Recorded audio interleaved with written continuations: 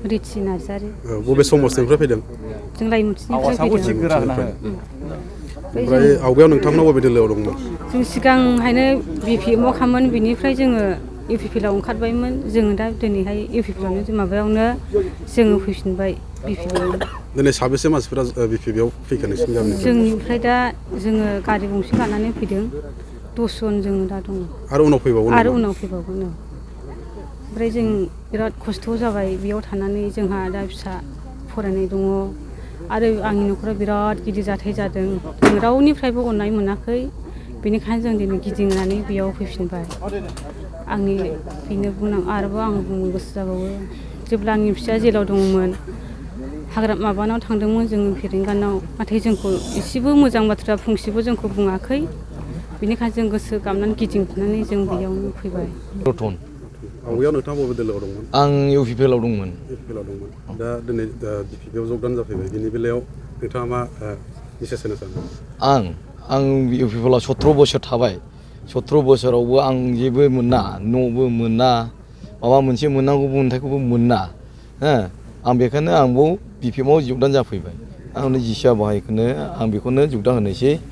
दिनै आंनि फिसाफोर फरायनाय दङ, थाखा फैसा एसे बिहैयो, रायहरनोसो फेरेंगायाबो। 17 बोसोर थाबाय आङो। बिनि अफिसाखौनो जोंनो लुलायबाय, जोंनो थाखा गारबाय। जोंहा गारि दंजायोमोन, मिथिं थिथिं जों गारि हरनो दा थाखा थांबाय, गैयालाबो अनेक थाखा थांबाय जोंहा। जोंखौ दा नाया, मेम्बाराबो नाया, चेयारमेनाबो नाया। बेनो दा बबे समस्ति गोलैयो? आंनि थुक्राझार BCDC।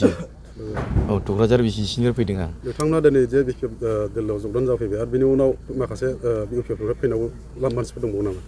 दंबावो, आं गोबाङै दङ। दिनैहाय जों 12 जन फैबाय।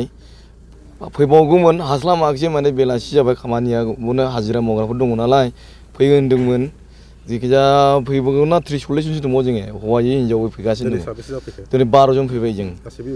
UPPLनि जोब जों गासिबो। जों जिसिआ बाहाय सुमफ्रामारिजों जाफैबाय।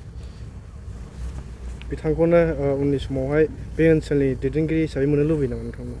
औ, जों बेखौनो सापर्ट होगोन। जों बेखौनो उननि थाखायहाय सापर्ट होनानै मोजां मोनो। ओंखायनो बिजों जों फैबाय। नोंसोरनि 14 समस्तियावहाय जिसु सुमफ्रामारिखौ साबेसेसो मानसिफ्रा मोजां मोननाय मानसिफोर दङ होननानै नोंथाङा सानो?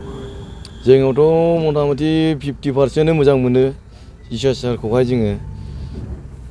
फैबाय थानाय समाव जिसु सारखौनो नोंथांमोना हेफाजाब होबाय थानो गोसो? जों बेखौनो हेफाजाब होगोन।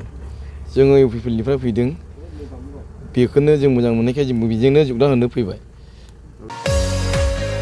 क'क्राझार सहरनि रायजो राजाफोरनि थाखाय गोजोनथाव खौरां।